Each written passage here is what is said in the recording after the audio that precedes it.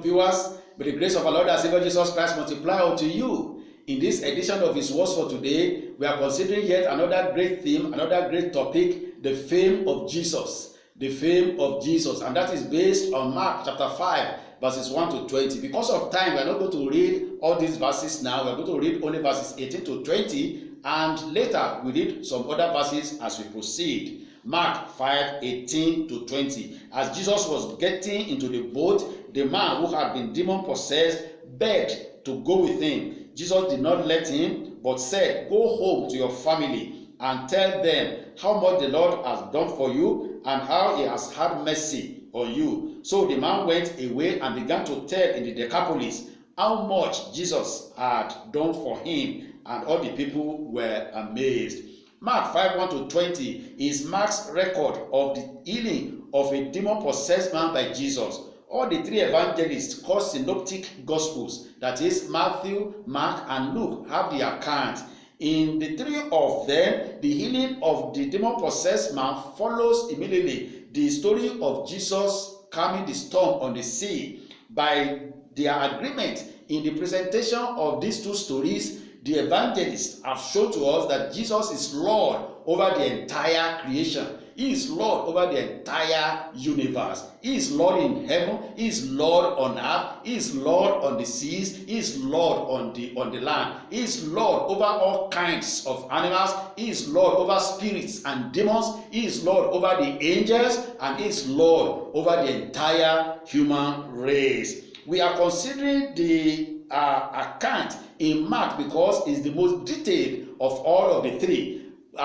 Mark tells the story in 20 verses against Matthew and Luke, who tell the story in 7 and 13 verses respectively. Following the healing of the demon-possessed man, Jesus' fame grew speedily. The whole of the people of Gadara trooped out to see what has taken place in the life of the demon-possessed man. We have also read in verse 20 that the man also started to tell about Jesus in the Decapolis. Decapolis is a combination of 10 Greek cities which arose as Rome became power in the east. The purpose of this combination of the 10 cities is to promote trade and commerce and for mutual protection. So this means that Jesus' popularity spread from these 10 cities to states sharing borders with Israel. Not only that, it also spread to some cities of Rome and Greek through trade and commerce. So as the fame of Jesus spread, the people come to hear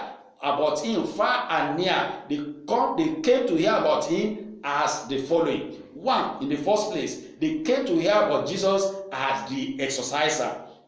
The exorciser, verses 6 to 13. When he saw Jesus from a distance, he ran and fell on his knees in front of him. He shouted at the top of his voice, "What do you want with me, Jesus, Son of the Most High God?" For Jesus had said to him, "Come out of this man, you evil spirit." And the evil spirits came out.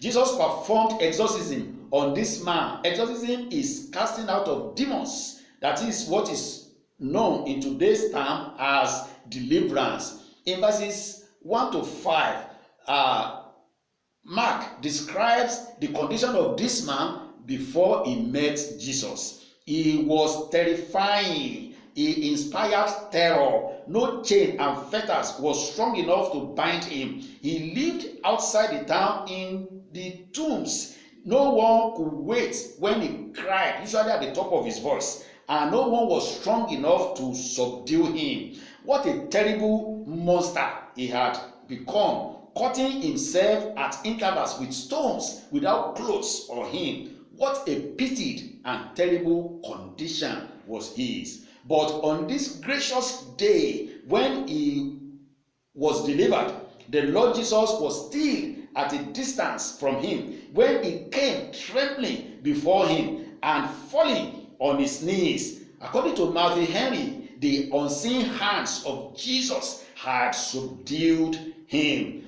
Verses 7 to 10 make us to know that he was possessed by a legion of demons. someone gives the number of a legion to be 6,000. 6,000 for 6,000 evil spirits to possess a single soul. That was amazing. The term legion itself is a military term referring to certain number of soldiers in arm.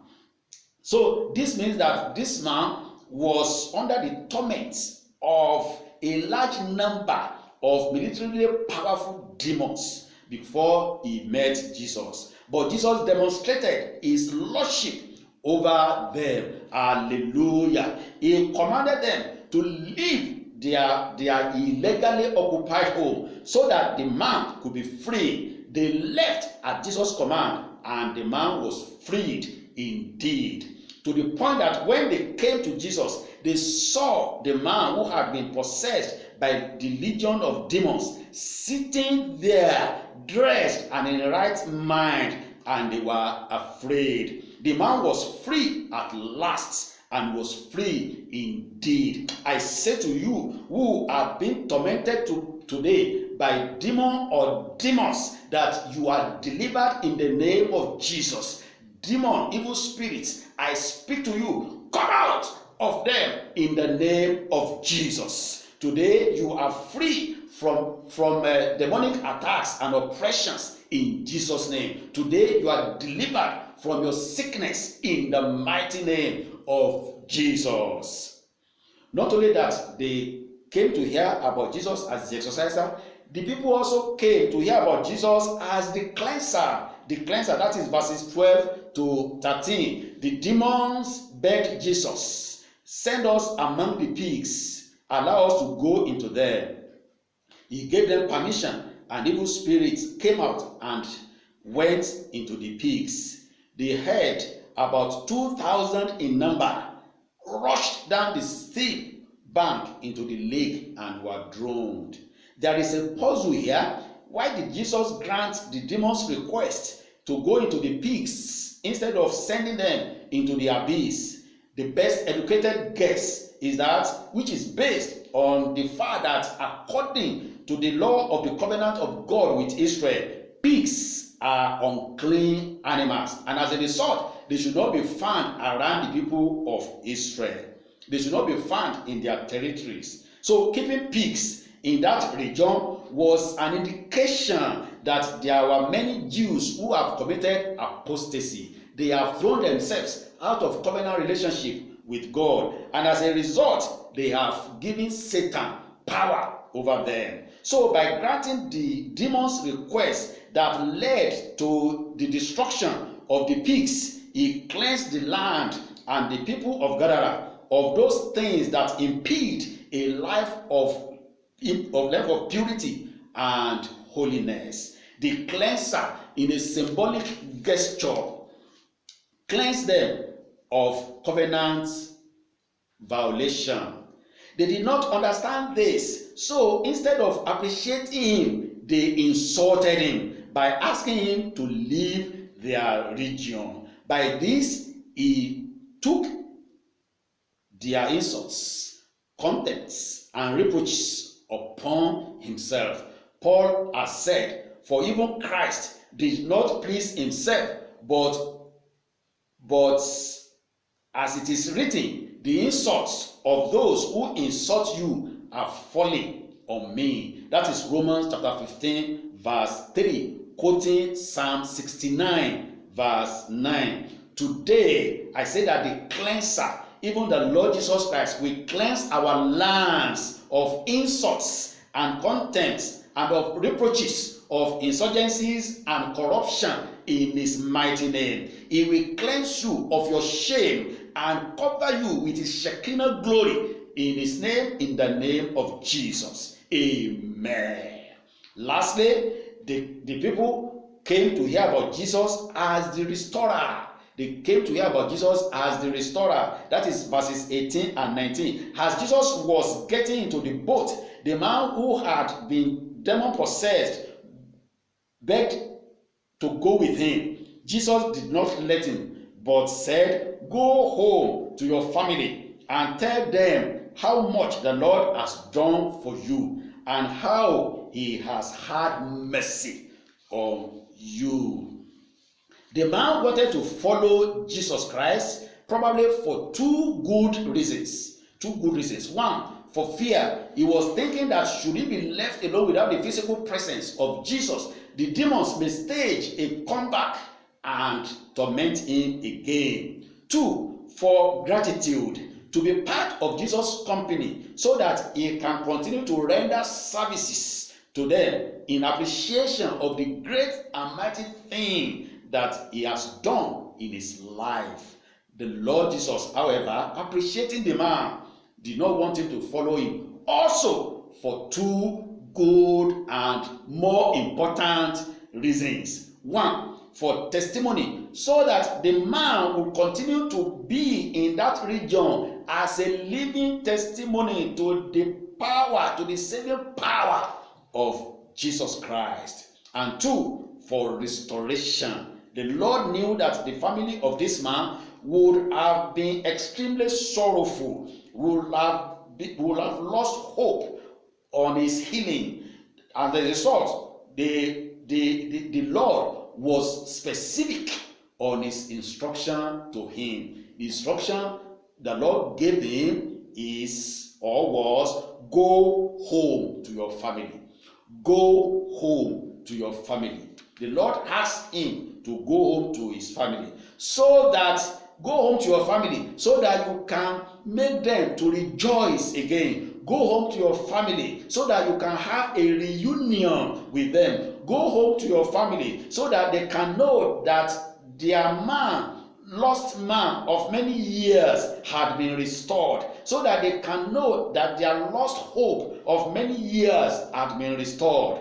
What a gracious and caring Lord is ours. He cares for your family. He cares for my family. What has the Lord done in your life too, that the Lord is telling you to go home? You have to go home and share the good news with your family. Your family have been waiting for you for long. Go home to them so that they can know that their lost hope had been restored, so that they can know that their lost man or their lost woman had been restored. Go home to your family. So go home so that you can have the union with them, so that you can have the union with your children, so that you can have the union with your wife, so that you can have the union with your husband, so that you can have the union with your father, so that you can have the union with your mother. Go home to your family so that you can reunite with them again.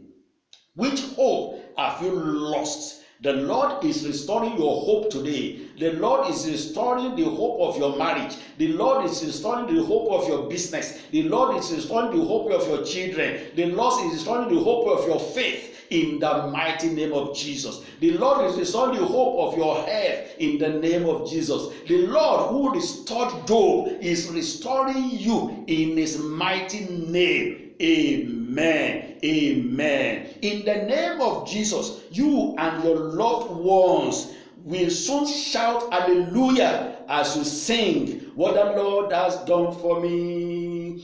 I cannot tell it all, what the Lord has done for me. I cannot tell it all, what the Lord has done for me. I cannot tell it all. He saves me and washed me in his blood. So I can shout hallelujah. I can shout hallelujah. I can shout praise the Lord.